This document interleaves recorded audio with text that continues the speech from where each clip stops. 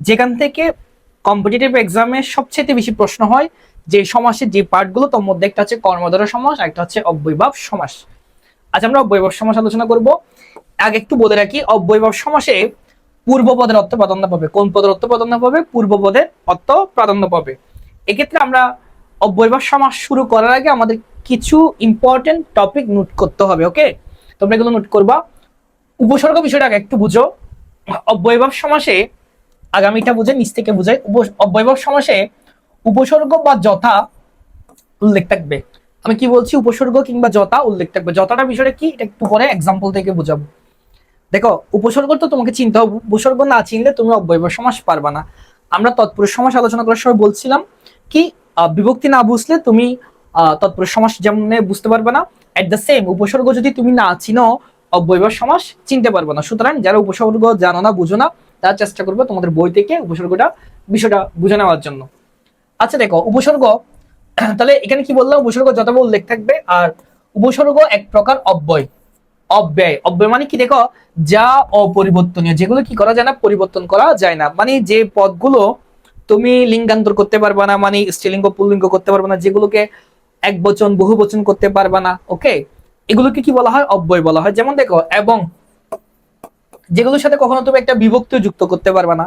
যেমন আমরা একটু আগে বিভক্তি নিয়ে আলোচনা করছিলাম। এবং, এবং এর সাথে তুমি কোনো কিছু অ্যাড করতে পারবা, এটাকে লিঙ্গান্তর করতে পারবা, এটাকে বহু বচন করতে পারবা না, পারবা না। যেহেতু এটার সাথে আবার বিভক্তি যুক্ত করা যাচ্ছে না, সুতরাং এটাকে আমরা কি বলবো? অব্যয় বলবো। এটা তাহলে এই অব্যয়গুলো, যেমন দেখো কিন্তু, কিন্তুটা এক প্রকার কি বলো? কিন্তুটা এক প্রকার কি বলো? অব্যয়। ওকে, তাহলে এই যে উপসর্গ এক প্রকার কি? অব্যয়, যা অপরিবর্তনীয়। জাস্ট এতটুকু মাথায় রাখো। এরপর দেখো, অব্যয় সমাসে পূর্ব পদের অর্থ কি পায়? প্রাধান্য পাবে। পূর্ব পদের অর্থ প্রাধান্য পাবে। আমরা এক্সাম্পলটা একটু দেখি। উপকূল, উপকূল, দেখো কুলের সমীপে, কুলের সমীপে, এখানে উপটা হচ্ছে একটি কি উপসর্গ। তাহলে উপসর্গ পর, এখানে উপসর্গ, তাহলে আমরা জানি উপসর্গের অর্থ প্রাধান্য পাচ্ছে এখানে কিসের? উপকূল, কুলের সমীপে। অর্থাৎ এখানে কুলের নিকটবর্তী কিছু একটা বিষয় বোঝানো হচ্ছে। এক্সাম্পলটা আশা করি তোমরা বুঝতে পেরেছো উপসর্গ বিষয়টা কি।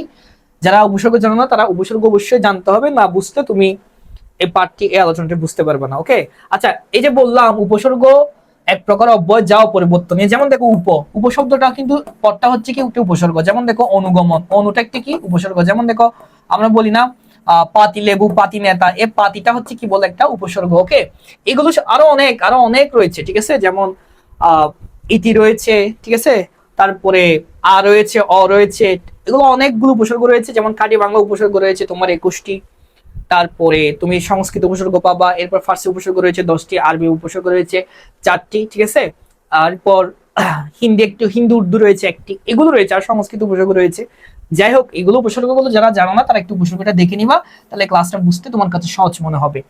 তারপরে দেখো, গরমিল, এখানে কিন্তু মিলটা, উপসর্গটা আসলে বসে কার আগে বলো? মূল শব্দের আগে বসে। ওকে, এটা তো আমরা জানি। এই গড়, গড়টা হচ্ছে একটি আরবি উপসর্গ। আম, খাস, লা, গড়, এই চারটা হচ্ছে কি আরবি উপসর্গ। যাই হোক, এখানে গড়টা হচ্ছে একটি উপসর্গ, এখানে মিল, তাহলে মিলের অভাব, এখানে মিলের অভাব বুঝাই, তাহলে এটা একটি উপসর্গ আসছে। তাহলে আমরা যদি উপসর্গ থাকলে বিষয়টা কি? অব্যয় সমাস। যেমন দেখো, উপশহর, শহরটা মূল শব্দ, মূল শব্দের শুরুতে যে পদটা বসে, এটাকে আমরা কি বলি? উপসর্গ বলি। যেমন গড় একটা উপসর্গ, উপ একটা উপসর্গ। ওকে, তাহলে উপশহর শহরের সদৃশ, সদৃশ। এক্ষেত্রে ব্যাস বাক্য, যেগুলো একটু একটু বুঝে পড়া ট্রাই করবো, বই থেকে কয়েকবার পড়লে ব্যাস বাক্যগুলো এমনিতেই মুখস্থ হয়ে যাবে বা বোঝা হয়ে যাবে। ওকে, তাহলে আমরা উপসর্গ দেখলে বুঝতে পারবো এটা কোন সমাস? অব্যয়ভাব সমাস। আমরা কিছু উদাহরণ দেখি। দেখো, যথারীতি, আমি একটু আগে তোমাদেরকে বলেছিলাম উপসর্গ কিংবা যথা উল্লেখ থাকলে ওটা অব্যয়ভাব সমাস হবে। কিছু টেকনিক দিয়ে আসলে সমাসটা বুঝতে হয়। তুমি যদি অনেক ডিটেলস পড়তে যাও, এটা কমপ্লিট করতে পারবে না। আমরা তৎপুরুষ সমাসে বলছিলাম চির শব্দটি থাকলে বুঝতে হবে এটা দ্বিতীয় তৎপুরুষ।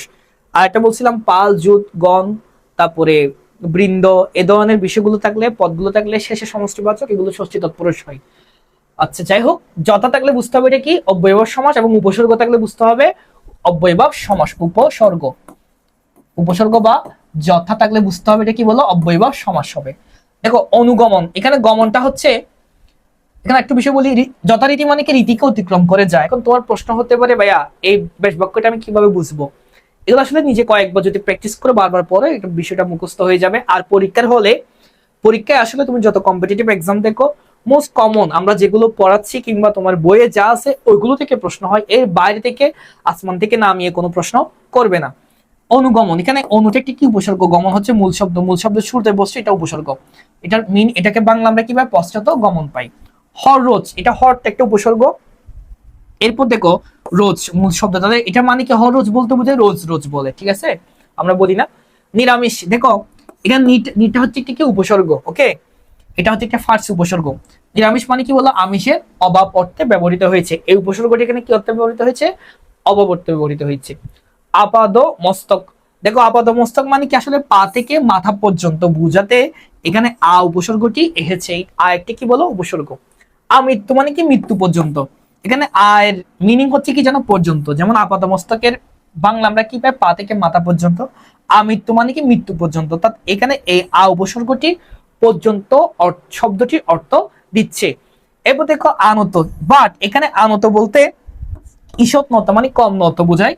আনত এখানে এই উপসর্গটি আবার এখানে পর্যন্ত অর্থ দিচ্ছে না, এই ক্ষেত্রে দিচ্ছে হচ্ছে কি ঈষৎ, ঈষৎ নত, ঈষৎ শব্দ অর্থটা দিচ্ছে। সুতরাং উপসর্গের ক্ষেত্রে কিংবা অব্যয়ভাব সমাসের ক্ষেত্রে কোন উপসর্গটি কোন অর্থ দিচ্ছে বিষয়গুলো একটু বুঝে পড়তে হবে।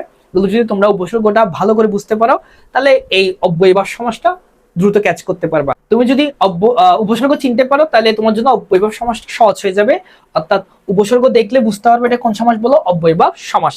আমরা এখন দেখব সমাসের একটা এমসিকিউ, কম্পিটিটিভ এক্সামে এই পার্টগুলো থেকে কোন ধরনের প্রশ্ন হয় তা, এবং তুমি কিভাবে অপশন টেস্ট করবা তা দেখে নাও। নিচের কোনটি অব্যয়ভাব সমাসের উদাহরণ। আমরা জানি অব্যয়ভাব সমাস মানে হচ্ছে কি যেখানে যেখানে সমস্ত পদ একটা উপসর্গ কিংবা যথা উল্লেখ থাকবে, বুঝতে হবে এটা অব্যয়ভাব সমাস। এক্সাম্পল দেখো খা জল কালো, এখানে দেখো কোনো উপসর্গ আছে নাই, সুতরাং এটা অব্যয়ভাব সমাস না। পকেট মার, এখানে উপসর্গ নাই। সাহিত্য সভা, এখানে উপসর্গ নাই। আমরা খুব ইজিলি কিন্তু অপশন টেস্ট করে সমাস নির্ণয় করতে পারি।